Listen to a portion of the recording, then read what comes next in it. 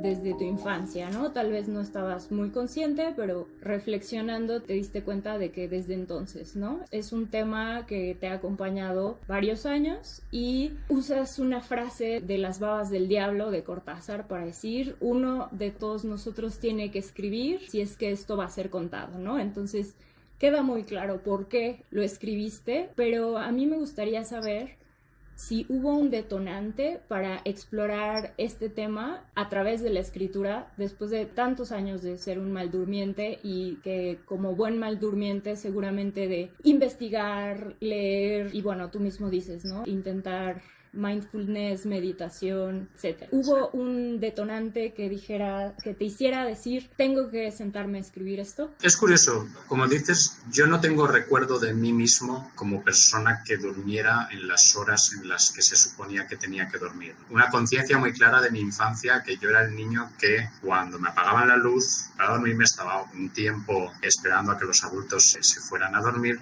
y entonces pues encendía la luz de mi mesilla y me quedaba pues 1 hora, 2 horas leyendo cómics y luego pues novelas juveniles. Mi experiencia de estar en el mundo siempre ha sido la de una persona que no conciliaba el sueño cuando se suponía que tenía que conciliar. Lo que ocurre es que en la infancia cada uno es un mundo, ¿no? Pero mi experiencia de esto es que esto era algo grato. El niño, digamos, busca esos espacios. Para mí era un espacio de transgresión, ¿no? O sea, ¿qué más quería yo que tener más tiempo para quedarme solo leyendo mis cómics? Y había algo pues de rebelarse contra los horarios que los adultos me intentaban imponer. Era algo incluso gozoso.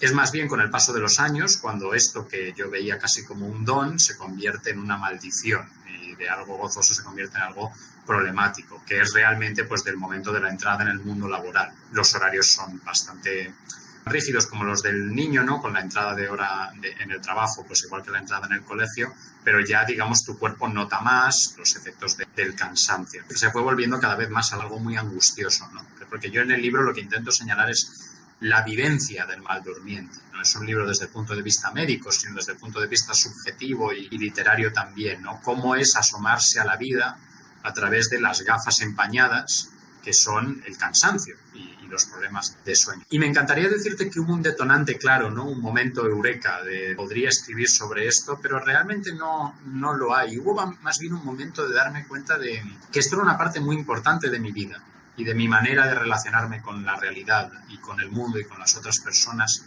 y que a diferencia de otras partes importantes de mi vida, el amor, la amistad, el trabajo, era algo que realmente no le había prestado demasiada atención literaria. Es decir, era como una música de fondo que siempre estaba ahí, pero nunca me había molestado en escucharla de verdad. Y claro, ahí me entró pues el tic de escritor, ¿no? De decir, ahí hay un abismo inexplorado, que precisamente la escritura es la mejor herramienta que a mí se me ocurre para explorar. Y sé que si lo exploro, descubriré más sobre el mundo y sobre mí mismo, ¿no? Y esta idea de que uno debería escribir en parte también para comprenderse mejor a sí mismo y a través de eso entender mejor el universo y su lugar en él, pues es desde luego lo que se me activó. Y esa es realmente la génesis del libro.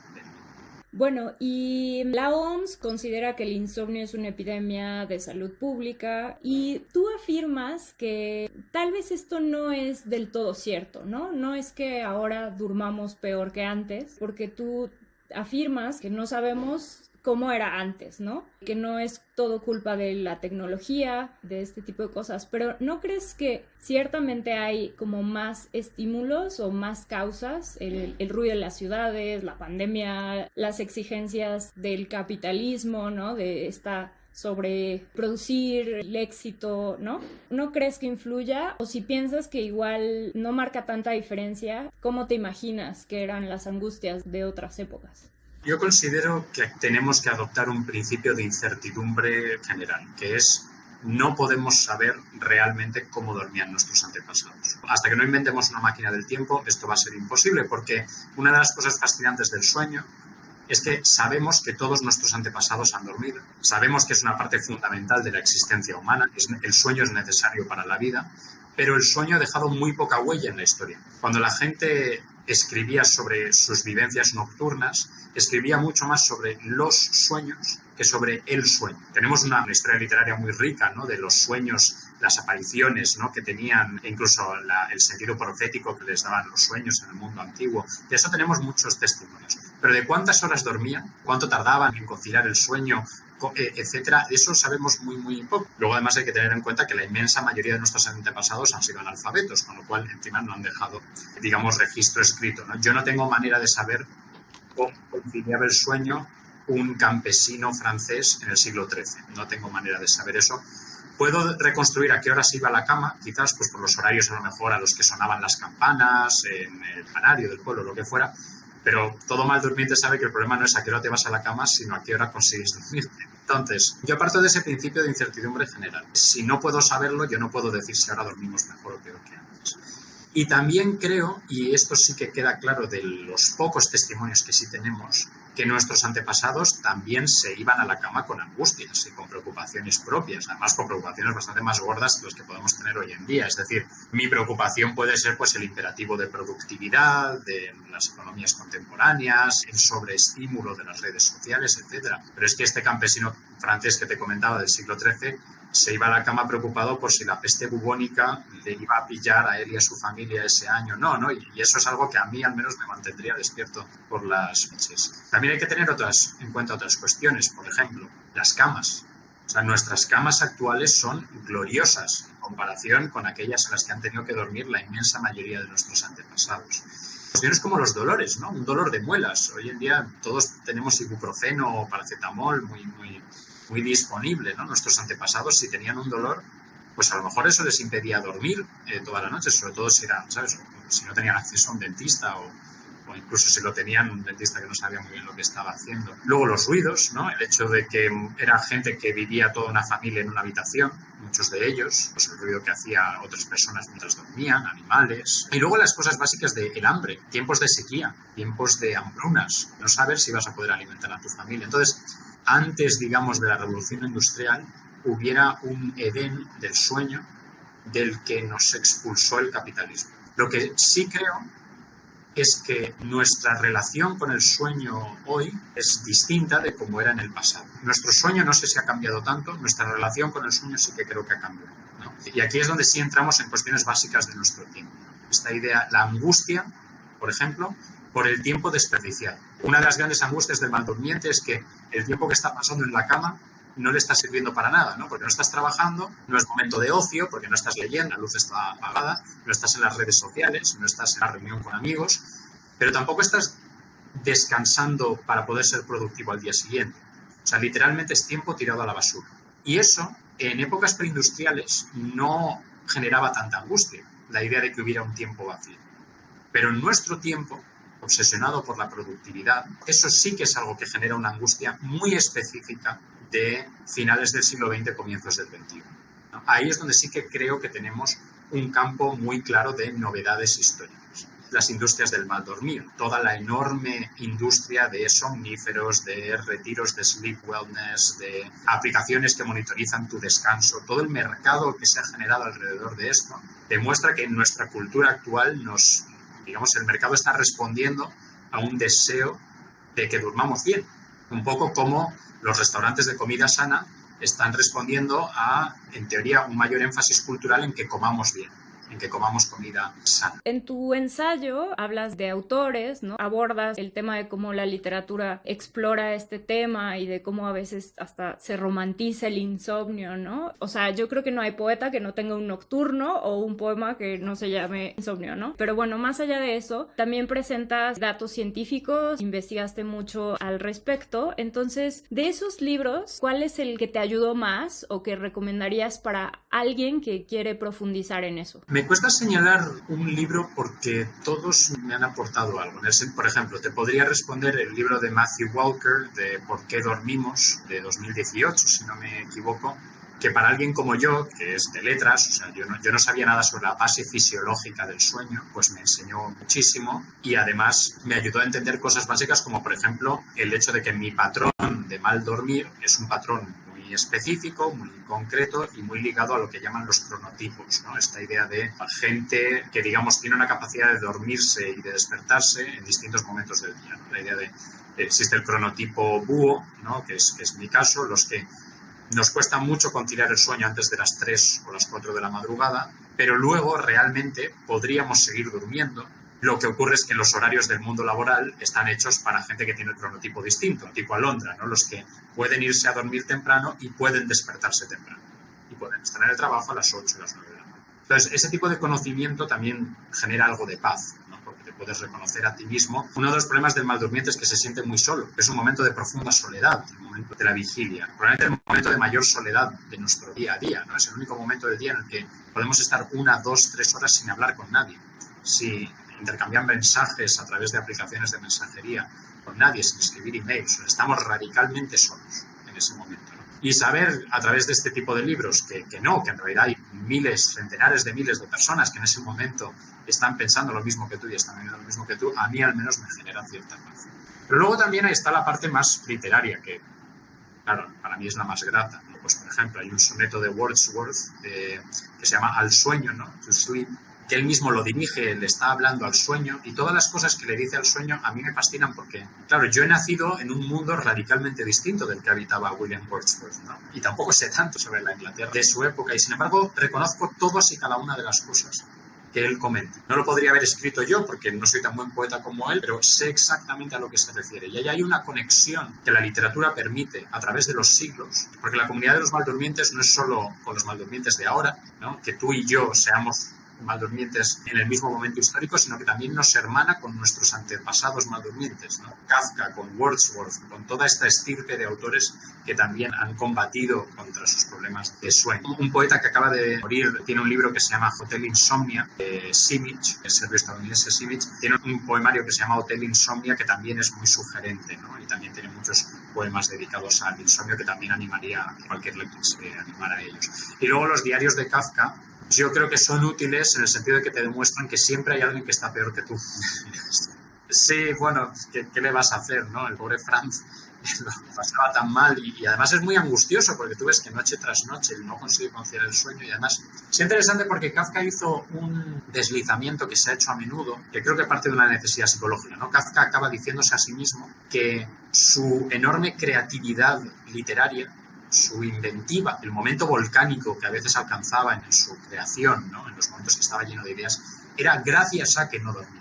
Y yo no sé si realmente eso es así, ¿no? Que necesitas lo uno para lo otro. Pero bueno, quién sabe, ¿no? O sea, él sentía que en esos momentos de vigilia su mente estaba especialmente alerta y era especialmente creativa y era cuando mejor escribía, ¿no? Y eso también ayuda a meterse en la mente del escritor mal durmiente. Eso es muy interesante. De este libro me imagino que todo mundo ya te quiere contar sus experiencias, ¿no?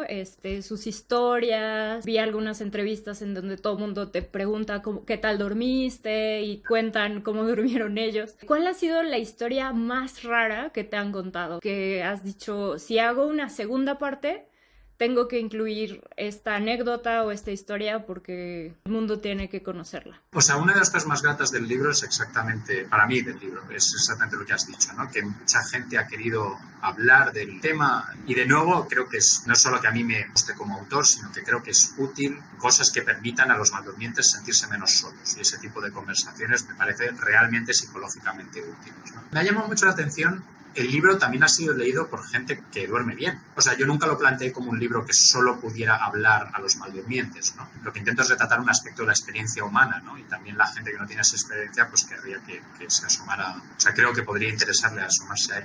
Y me ha llamado la atención que una y otra vez varias personas que duermen bien me han dicho: dormir bien no es la maravilla que tú crees que es. Me han comentado angustias y problemas muy específicos del dormir bien, que me han parecido muy interesantes. Por ejemplo, igual que los maldurmientes tenemos hasta cierto punto, no somos lo suficientemente disciplinados, ¿no? Porque si yo me disciplinara de verdad podría irme a dormir antes, en vez de que se me desordenen los horarios, tal. Ellos tienen la misma angustia, solo que de otra manera, ¿no? Tienen la angustia de sentirse perezosos. Si fuera más disciplinado, lograría levantarme antes de la cama o lograría quedarme despierto más tiempo. Tienen mucha sensación, este dicho en inglés, ¿no? De grass is always greener. Los bien durmientes creen que los maldurmientes somos hiperproductivos, porque como no dormimos, estamos leyendo constantemente y escribiendo constantemente. Y realmente no es así, pero ellos tienen muy marcada esa angustia, ¿no? La idea de que su excesivo sueño les impide ser todo lo productivos que podrían ser. Se sienten, como decía, perezosos, incluso con el toque especial que tiene la pereza dentro de la cultura cristiana. Eso, al fin y al cabo, es un pecado, no debería ser glorioso,